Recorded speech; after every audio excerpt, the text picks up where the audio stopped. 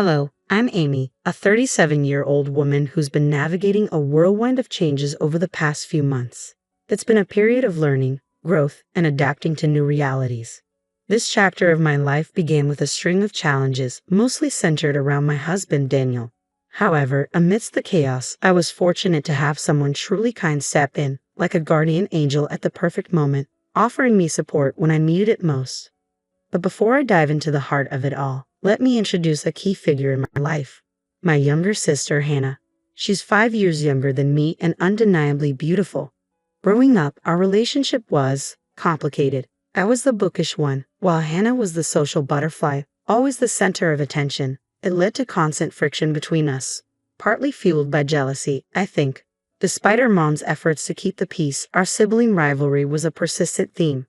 Things didn't really improve until I went off to college, and as we both matured, we found some common ground. We never became particularly close, but we reached a place of peaceful coexistence, which was enough for me. Then there's Daniel, my ex-husband. We met at work and hit it off right away. After 2 years of dating, we decided to get married. We both worked hard, and together, we were able to buy our first home. Although I was the primary breadwinner and the mortgage was in my name, it still felt like a shared accomplishment. A couple of years into our marriage, Daniel brought up the idea of starting a family. He painted this picture of a warm, happy life with kids. I had my reservations, but he was persistent, and eventually, I came around to the idea. Soon, we were blessed with our son, and 2 years later, our daughter followed. In the beginning, Daniel was an engaged and hands-on father, but over time, his enthusiasm waned. Before I realized it, the full weight of running our household and caring for our children had shifted onto me. The support Daniel once promised seemed to fade, leaving me to manage everything on my own.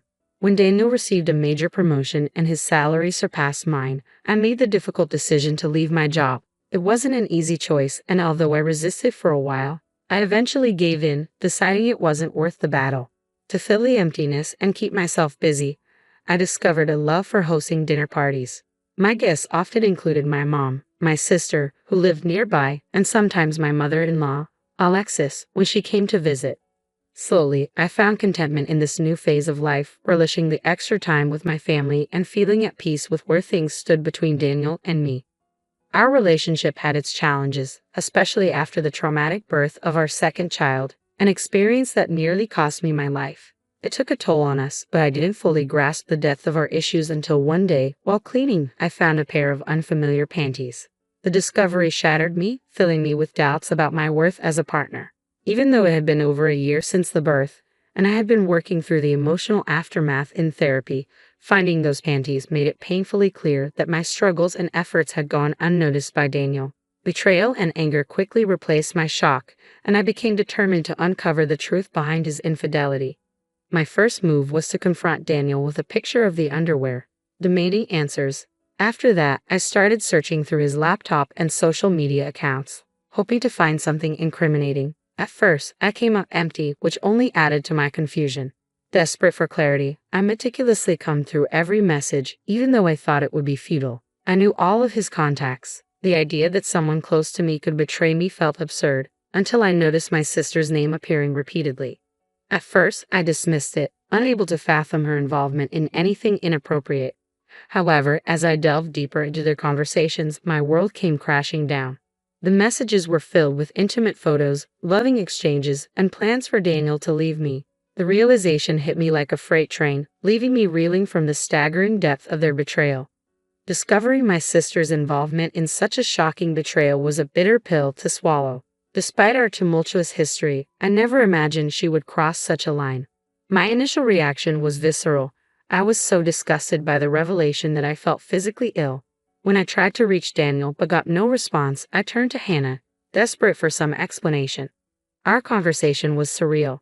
Her nonchalant attitude and justifications for her actions with Daniel were beyond my comprehension. She claimed she was doing me a favor by relieving me of his attention so I could focus more on our children. The absurdity of her reasoning only deepened my disbelief.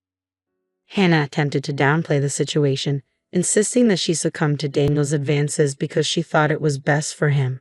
Her complete lack of remorse was the final straw, and I ended the call, overwhelmed by a whirlwind of disbelief and anger. The aftermath left me engulfed in despair. As I cared for my youngest child, the weight of the situation pressed down on me. The daily routines felt hollow as I wrestled with the emotional fallout from the betrayal of 3 people I once trusted.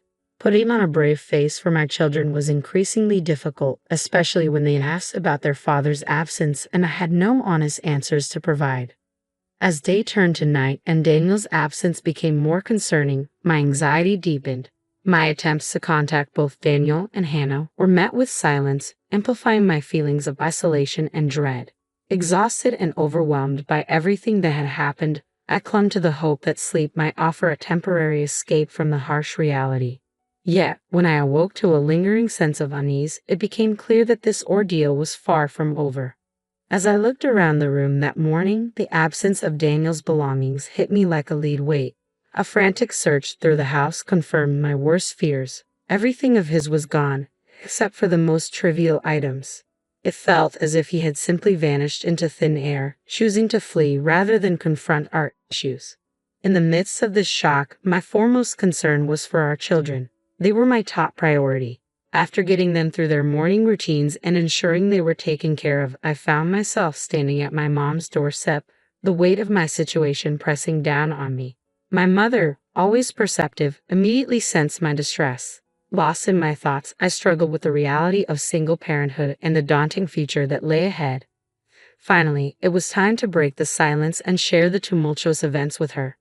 I shared the painful details of discovering the affair, Daniel's sudden departure, and the gut-wrenching realization that my sister, Hannah, was involved.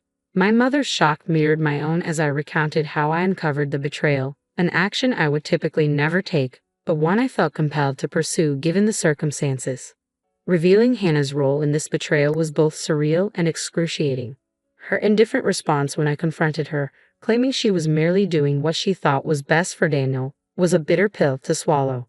My mother's reaction, a mix of disbelief and sorrow, provided little comfort as we grappled with the harsh reality of the situation. As I confided in my mother about Daniel and Hannah's affair, I braced myself for the daunting challenge of raising 3 children on my own. I knew that support from my family would be vital, but the road ahead felt riddled with uncertainty and hardtack. My mom urged me to take some time to rest while she processed the shocking news I had just shared. Her presence felt like a lifeline, offering a glimmer of peace amidst the chaos. Overwhelmed and numb from everything that had happened, I managed to drift off to sleep while she cared for my youngest. However, my rest was abruptly interrupted by the sound of crying and my mom's raised voice. I rushed to see what was wrong, only to find her hanging up after what seemed to be a heated phone call, likely having given Hannah a piece of her mind for her actions. In the days that followed, my mom moved in to help, easing the logistical challenges and providing the emotional support I desperately needed. When Hannah tried to reach out, my mom firmly insisted that I block her, reinforcing my feelings of betrayal during a time when I felt utterly alone. The revelation from friends that Daniel and Hannah had quickly married after he left us struck me like a fresh wound, adding a sharp sting to my already itching heart. It was a bitter pill to swallow, leading to awkward and painful conversations with concerned friends who offered their support and, in solidarity, chose to sever ties with Daniel and Hannah.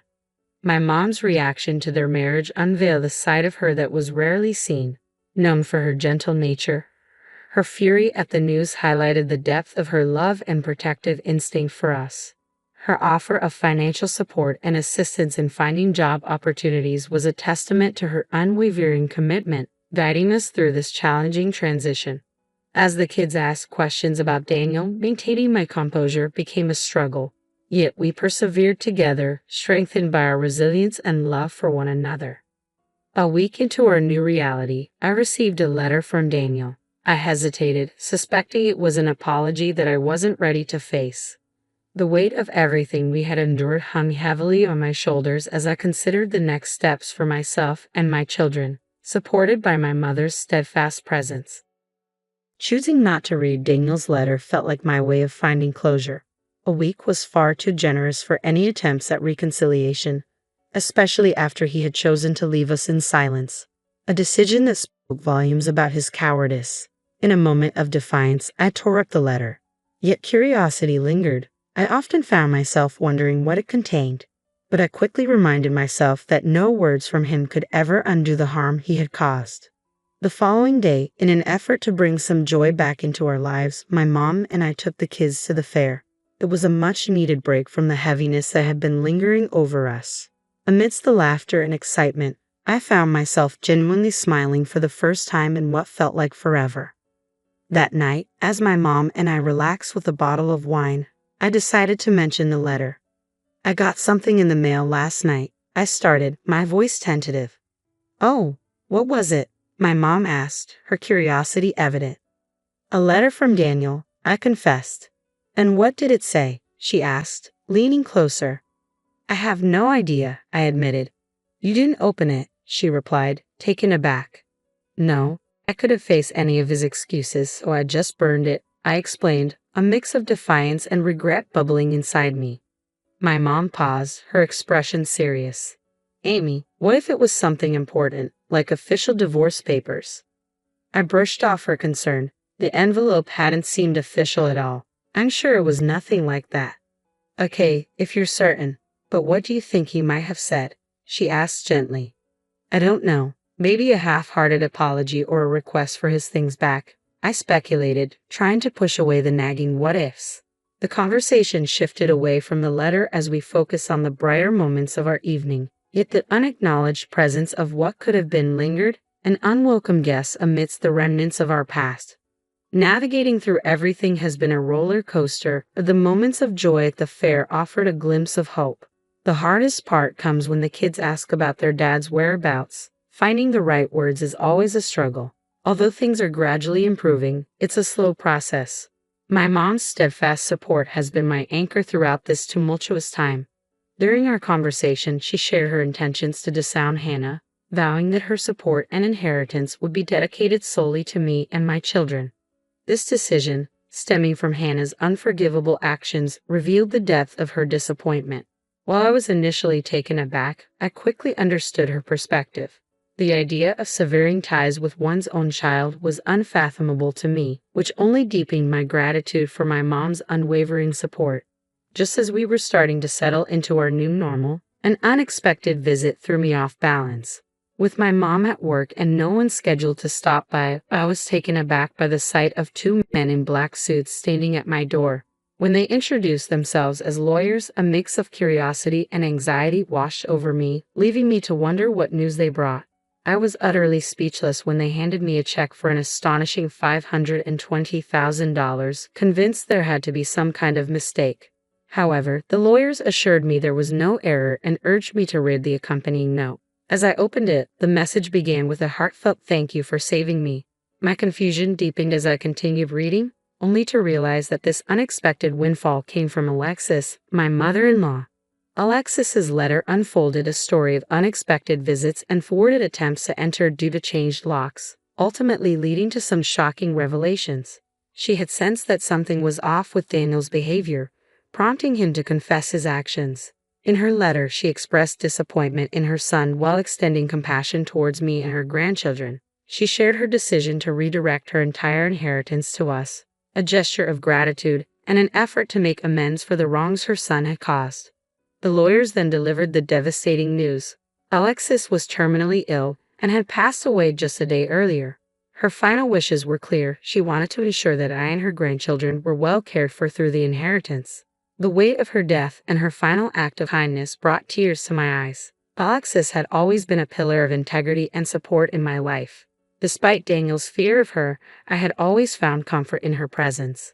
Her last gesture highlighted her unwavering commitment to doing what was right, ensuring that her support would continue to resonate even after she was gone. Alexis's legacy extended far beyond her material possessions. It resided in the love and protection she had shown us, marking the conclusion of a significant chapter in our lives. When Daniel called, I had an inkling of where our conversation was headed, yet I decided to engage out of a sense of morbid curiosity. "What did you do?" he demanded, his tone sharp.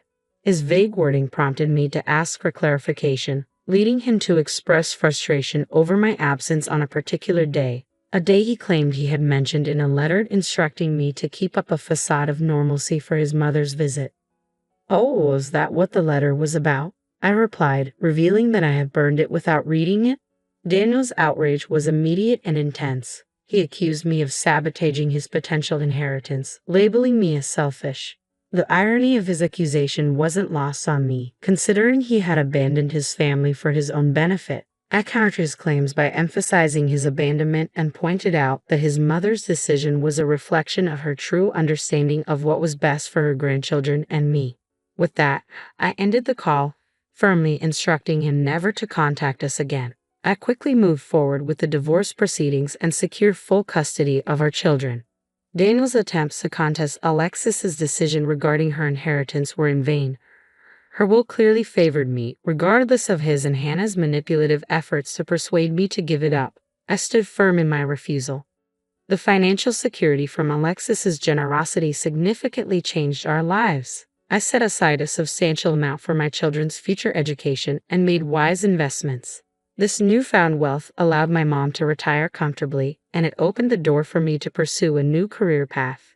My children have gradually started to adjust to their father's absence, and I am ready to share the complete story with them when they're old enough to understand. While the ordeal has left its scars, the support from my loved ones and our newfound financial stability have been essential in navigating the aftermath. As we begin to rebuild our lives, I firmly believe that the only way to move is forward, with hope and resilience lighting our path.